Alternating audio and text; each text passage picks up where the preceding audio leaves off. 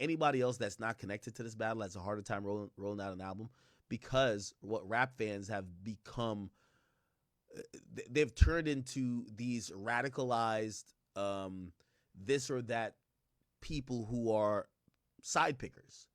And if someone, like, for example, I seen Kendrick fans very interested in 21 Savage's album because they look at it like that's Drake's friend. Well, if it wasn't the battle, would you be interested at all? That's the question. And that's the issue with hip hop. Drake fans are interested in watching, hopefully, DJ Mustard fail. But what about the guys who have nothing to do with either artist? Like, say, A Boogie, say, Polo G. Those people have to fight even harder to get the attention of the fans because the fans are constantly bickering back and forth, and they make everything about Drake, Kendrick, bots, no bots. It's the conversation that won't go away.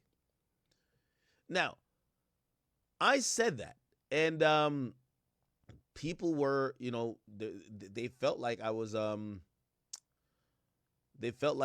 to just blame it on Kendrick. No, I'm blaming it on Drake too. Right? Like, yes, I think Kendrick, in his words, said he wants to watch the party die, which, if you ask me, the industry has died. Good job. I hope he's around for the reboot. But Drake participation in the battle also make, like, again, all respect to Savage, I think people, y'all want to make a bet? I guarantee when Drake drop, everybody and their mama go check out the album. The album it's going to be historic in how many people go check it out.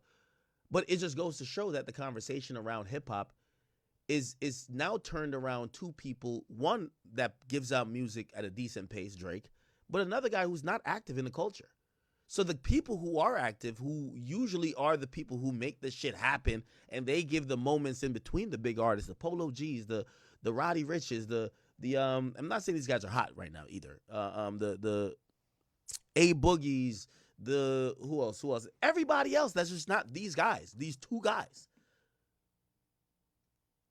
Those guys, they basically packed it in for this year. They're like, yo, fuck it, man. It's just not the time to roll out an album. They may have dropped a single or two, and they realized, like, yo, the hill is so steep to really get somebody's attention right now. Let's wait. And that's what's been happening this year. And for anybody who might be thinking of, like, because there's these bunch of people think that I'm blaming Kendrick. No. The biggest winner in this battle happens to be Drake. At least numbers-wise. He's broken the record for the most annual streams by a rapper ever. In a year that he hasn't put out a solo tape. He put out a joint tape. So who do you think, like, in the aftermath of the battle, the guy drops a joint R&B tape and breaks the records for the years that he put out multiple rap albums? And you think, again, you can say whatever he lost in terms of the rapping or whatever you want to say with that. But in terms of the attention, the consumption, he's clearly winning. In terms of Kendrick being on a worldwide tour, he's clearly winning. What I've been just saying is the rest of the culture, and don't say make better music. No, what happens is everything is malleable, but it also depends. Everything helps each other out. It's a reason why when Drake chooses to collaborate with Atlanta artists and he chooses to grab this producer over here from Memphis, we see all of these cities thriving and popping and all these artists having their own thing. It becomes a trash industry when we're looking at two guys to only serve an entire culture. The rest of the guys ain't getting the attention. Because we have been conditioned to now focus and be hyper-focused on beefs and bots and all this back and forth. It's turned hip-hop into Barb's versus Cardi B fans.